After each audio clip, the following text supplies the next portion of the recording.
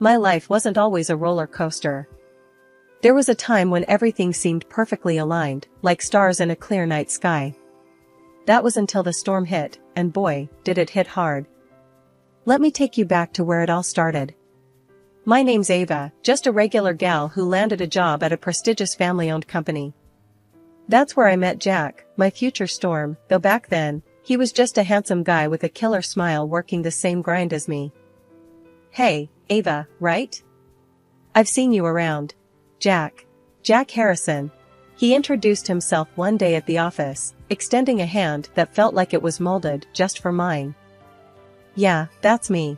Nice to meet you, Jack, I replied, feeling a spark I hadn't felt before. Our office romance blossomed faster than a wildfire, and before I knew it, we were tying the knot. It was a beautiful ceremony, the kind you see in movies, but little did I know, it was the calm before the storm.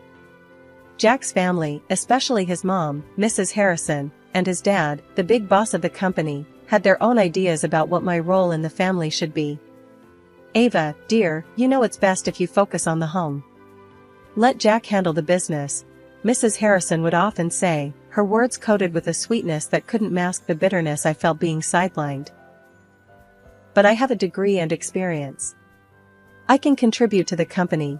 I tried to argue once, only to be met with a patronizing chuckle from Mr. Harrison. Darling, we appreciate your enthusiasm, but let's leave the business to those who know it, he said, dismissing me as if I were a child. Jack didn't stand up for me.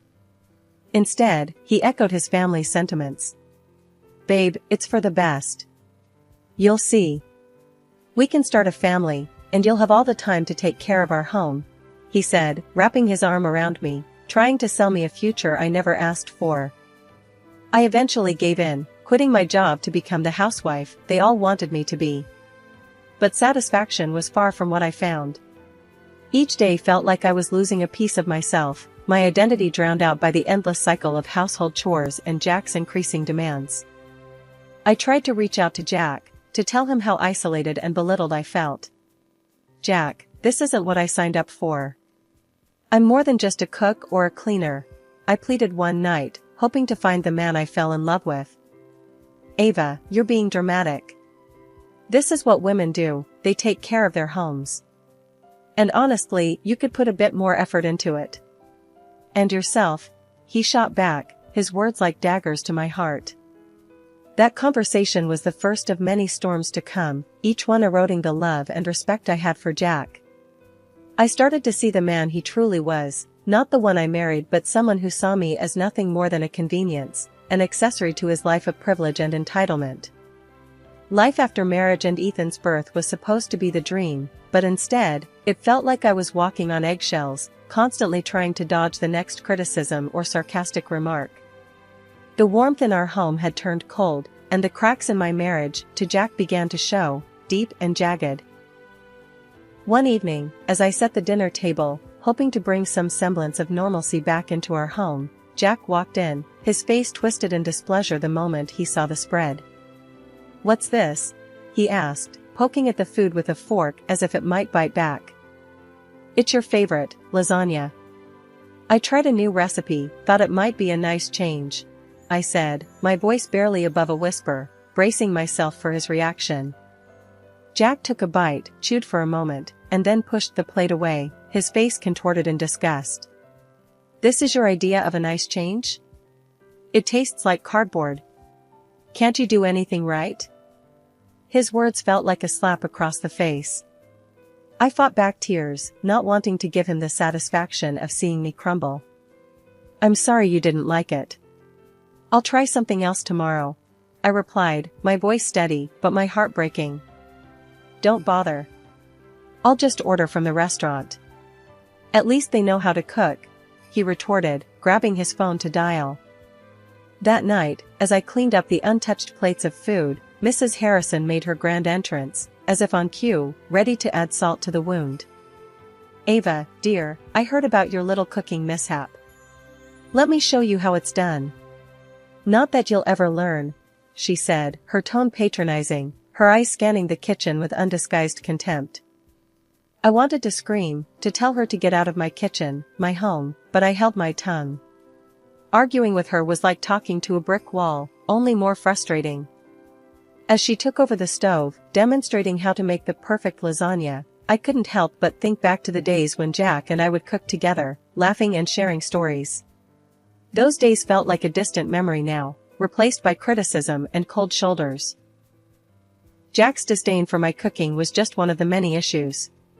He started commenting on my appearance, making snide remarks about the weight I hadn't lost since Ethan's birth, about how I didn't dress up anymore or bother with makeup. "Ava, look at yourself. You've let yourself go. Is it any wonder I prefer eating out?" he'd say, his words dripping with disdain. "I'm taking care of Ethan, the house, everything. When do you expect me to find the time to go to the gym or get dolled up? It's not like you're helping," I shot back one day, my patience wearing thin. Jack just laughed, a harsh, mocking sound that echoed in the empty spaces of our home. "Excuses, Ava. You're just lazy. And you wonder why I'm out more often? Maybe if you put in some effort, I'd want to spend time at home." His words stung, a reminder of how far we'd drifted apart.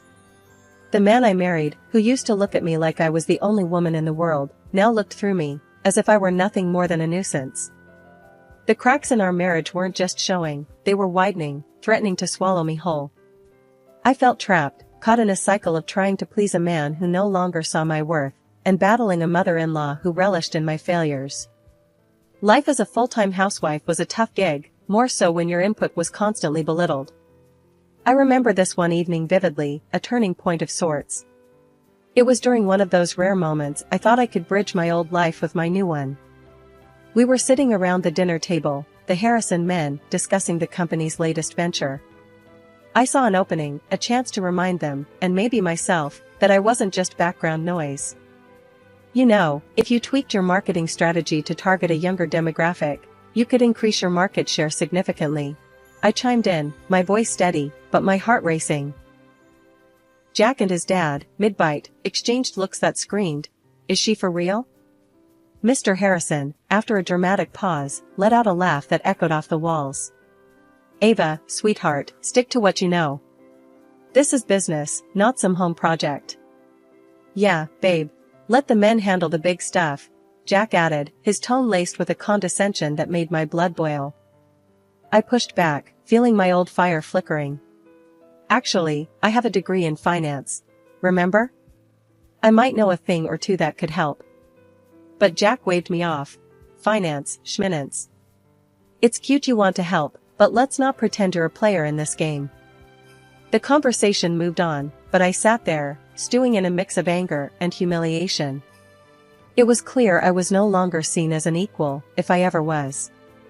Later that night, I called my dad, needing to vent to someone who saw me as more than just a sideline spouse. "Dad, I'm so tired of being dismissed." I tried to offer advice tonight, and Jack and his dad laughed in my face, I said, the frustration evident in my voice. "Sweetheart, I've told you about them. They're all high and mighty because of that company. But you're smart, and you're strong. You don't need their validation." My dad's voice was calm, but I could hear the anger simmering beneath. He then dropped a bombshell. "You know what? Let's give them a taste of their own medicine. I've got some money saved up from my investments. How about we buy a significant stake in their precious company?" I laughed, the idea sounding absurd and thrilling all at once. "Dad, you're joking, right? We can't just buy into the company." "Why not? It's public, isn't it? Let's shake things up a bit. Show them you're not just some trophy wife," he said, the mischief in his voice infectious. The idea was tempting, a way to reclaim some of the respect I'd lost, not just from them, but from myself. But it also felt like stepping into a battlefield I wasn't sure I was ready for. "I'll think about it, Dad. It's a lot," I said, the weight of the decision heavy on my shoulders. The day everything changed wasn't marked by any particular event. It was just a regular morning, but for me, it was the beginning of the end, and a new beginning. I had been feeling off for weeks, tired beyond the usual exhaustion that came with managing a home and taking care of Ethan, our son. Jack noticed too, but his concern felt more obligatory than genuine. "Ava, you look like hell. What's wrong with you?" he asked one morning, his tone more annoyed than concerned. "I don't know, Jack. I'm just tired.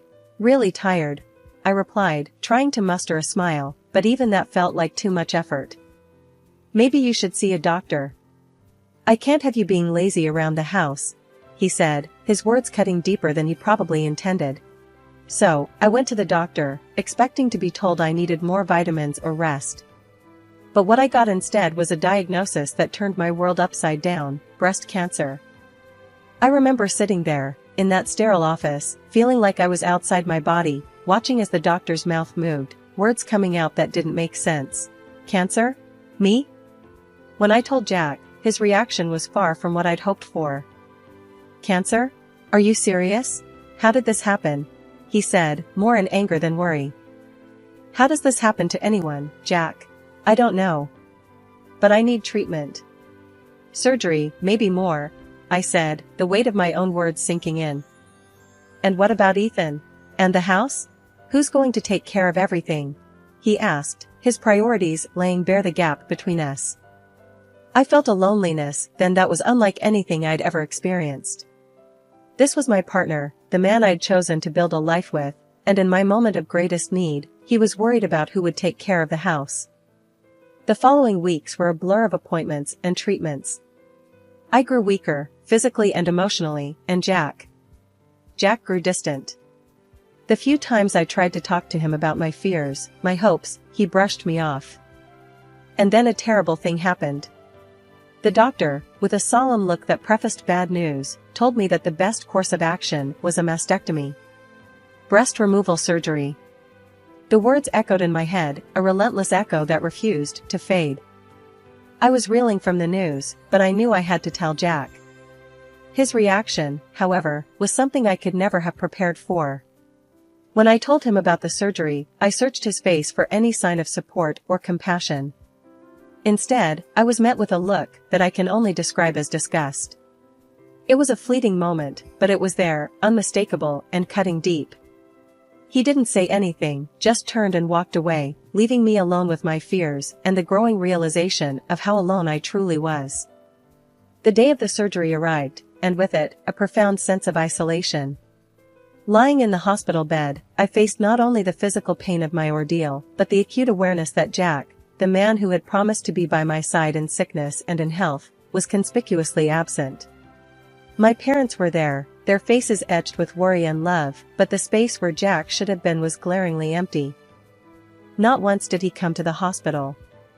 Not a single visit from him or even my father-in-law. It was as if, in their eyes, my illness had rendered me invisible, unworthy of their time or concern. I lay there, post-surgery, grappling with the pain and the betrayal, feeling more alone than ever. Coming back from the hospital felt like stepping into an alternate reality. I stood at the doorstep of what used to be my home, my heart pounding, not from the pain of surgery, but from the uncertainty of what awaited me. The door swung open, and there he was, Jack, but he wasn't alone. Beside him stood a young woman, her presence like a slap in the face. Before I could process the scene before me, Jack's words cut through the air, cold and sharp. "Here are your things," he said, gesturing to a couple of suitcases on the porch. "And these," he handed me a stack of papers, "are divorce papers. I want you out, Ava." I stared at him, disbelief and pain warring within me. "Jack, what are you saying? This is my home, our home." He scoffed, a cruel edge to his voice. "Not anymore. I don't need a woman without breasts. I've moved on. She's everything you're not," he said, his arm wrapping around the waist of the woman beside him. The words were a physical blow, leaving me reeling. I felt a surge of anger, but it was quickly drowned out by a profound sense of betrayal. Without another word, I grabbed my things and left, the finality of the moment weighing heavily on me. I went to my in-laws next, hoping for some semblance of support, or at the very least, to see my son. The reception I received was as cold as the one I had just left. My mother-in-law's eyes raked over me with undisguised contempt. When Ethan was brought to me, his face lit up, a stark contrast to the tension around us. "Mommy," he exclaimed, throwing his arms around me. The warmth of his embrace was a small comfort in the sea of coldness. My father-in-law didn't waste time with pleasantries. "Take your son and leave," he said, his voice devoid of any warmth. "And don't even think about claiming any part of our property. You'll get nothing." As I stood there, trying to muster the strength to leave, my mother-in-law's voice stopped me. "You're nothing but an inferior woman now," she said, her words laced with venom. "No wonder he doesn't want you." The words stung, but they also fueled a fire within me. With Ethan by my side, I left, knowing that this was not the end for us. It was a bitter farewell to a life that had become a prison. Back at my parents' house, with Ethan playing quietly in the corner of the room, I sat down with my dad, the weight of the world on my shoulders. The air was thick with tension, but also an unspoken understanding. My dad was the first to break the silence. "Ava, remember what we talked about before? About the company shares?" he said, his voice steady, his gaze meeting mine. I let out a humorless laugh, the absurdity of the situation not lost on me. "Dad, I thought you were joking. After everything, it feels like... I don't know, like grasping at straws." He leaned forward, his expression serious. "I wasn't joking, Ava. I did it. I bought a significant stake in the Harrison Company." I blinked, the words taking a moment to register. "You what? Dad, do you know what this means?" He nodded, a sly smile playing on his lips. "Yes, it means you have leverage, Ava. It means you can fight back." The idea was ludicrous, yet incredibly tempting. It was a chance to regain some control, to not be the victim in this narrative any longer. But how? "Jack and his family have made it clear they want nothing to do with me," I countered, the doubt evident in my voice. "That may be true, but now you're not just Ava, the cast-aside wife. You're Ava, the shareholder. You have a say in how things are run, maybe even get a seat on the board," he said, the possibility hanging in the air like a promise. The conversation shifted then, to logistics, to legalities, to strategies. For the first time in a long time, I felt a spark of hope, a flicker of excitement at the prospect of turning the tables. "But what about Ethan? And Mom?" I asked, my resolve firming, but my concern for my family paramount. "We're in this together, Ava. Your mom and I, we've got your back. And Ethan, he's going to see his mom standing up for herself." "That's important," Dad said, his voice filled with conviction. It was a plan born out of desperation, but it was a plan nonetheless. As the night grew deeper, and Ethan fell asleep on the couch, I realized this was more than just about revenge or retribution. It was about reclaiming my life, my dignity, and showing my son the strength of standing up for oneself. "Dad, let's do this. Let's shake things up," I said, a determined resolve settling over me. He nodded, a proud smile on his face. "That's my girl." As I tucked Ethan into bed that night, the uncertainty of the future loomed large. Yet, beneath it all was a burgeoning sense of empowerment. For the first time in a long while, I looked forward to what the next day would bring, ready to face the challenges head-on. This unexpected twist was not just a lifeline, it was a call to arms.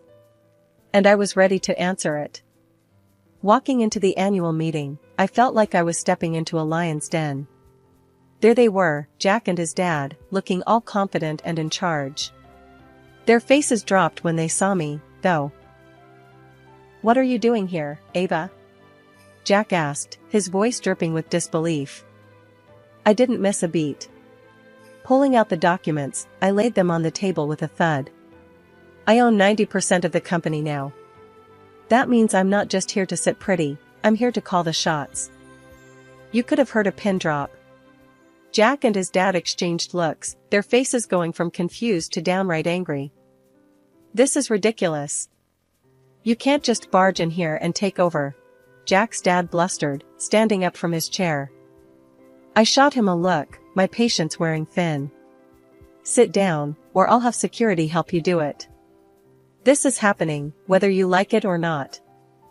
I then laid out my plan, clear and straightforward. We're going to shift the company's direction. I have a plan that will double our profits. It's time for a change, and I'm leading it. The room was silent as I spoke, everyone processing the bomb I'd just dropped. You could see the wheels turning in their heads, calculating the possibilities. Jack tried to argue, his pride wounded. You think you can just waltz in and run the show? This is my family's company. I met his gaze, steady and unflinching. It was your family's company. Now, it's mine. And I'm not just waltzing in, I've got a plan, and the board agrees. The decision was made. The board, seeing the potential in my plan, backed me up. It was a surreal moment, watching Jack and his father realize the tables had turned. As the meeting ended, and the room cleared, Jack approached me, his demeanor changed. Ava, let's talk about this. There's got to be a way we can work together. But it was too late for negotiations or pleasantries. We're past talking, Jack. It's time for action. And as for working together, that ship has sailed. It's time for a new era, and I'm at the helm. After the dust settled from the shareholders' meeting, I took the helm of the company with a mix of determination and anticipation. The first few weeks were a whirlwind of meetings, planning sessions, and getting up to speed on every aspect of the business. I was determined to turn the company around, not just for the sake of profits, but to prove to myself and everyone else that I could do this. One afternoon, as I was poring over some reports, Ethan burst into my office, his eyes wide with excitement. Mom, you're like a superhero now. You own a whole company. I couldn't help but laugh, pulling him into a hug. Well, I don't know about superhero, but I'm definitely trying to make some big changes. He looked up at me, his expression turning serious. Does this mean you're going to be too busy for me now? The question hit me harder than any boardroom challenge. I knelt down to his level, holding his hands in mine. Ethan, there's nothing more important to me than you. We're a team, remember? I might have more work, but we'll always make time for each other. He smiled, his earlier worry replaced by a gleam of pride. Okay, Mom. I believe you. Can I help with the company too? Sure, you can be my special advisor. How does that sound? I teased, ruffling his hair. Awesome, he exclaimed, already brimming with ideas. The next challenge came from within the company itself. Some of the longtime employees were resistant to change, skeptical of my leadership. I called a staff meeting, determined to address their concerns head-on. I know there are doubts, and I understand why. I started, scanning the room. But I promise you, every decision I make is with the future of this company in mind. We have an incredible opportunity to grow, to innovate, and I want all of you to be a part of that.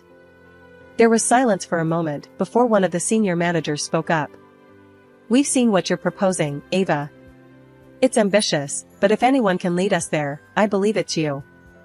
Nods and murmurs of agreement filled the room, a tangible shift in the atmosphere. It was the beginning of a new era for the company, and for me. As months turned into a year, the company's fortunes began to change. We were making strides, hitting targets that once seemed out of reach. And with each success, my confidence grew, not just in my professional abilities, but in my personal resilience. Jack reached out a few times, hints of regret in his messages, but I knew that some bridges were meant to burn. I was building a new life, one that was defined by my own terms, my own successes and failures. Sitting in my office one evening, looking out at the city lights, I reflected on the journey. From feeling lost and diminished to standing strong, leading a company, and raising an incredible son. It hadn't been easy, but I had emerged on the other side, not just intact, but stronger, wiser, and more determined than ever. Ethan, time to go home, I called out, closing my laptop. He ran into the room, his latest drawing in hand, a colorful depiction of us together, standing tall.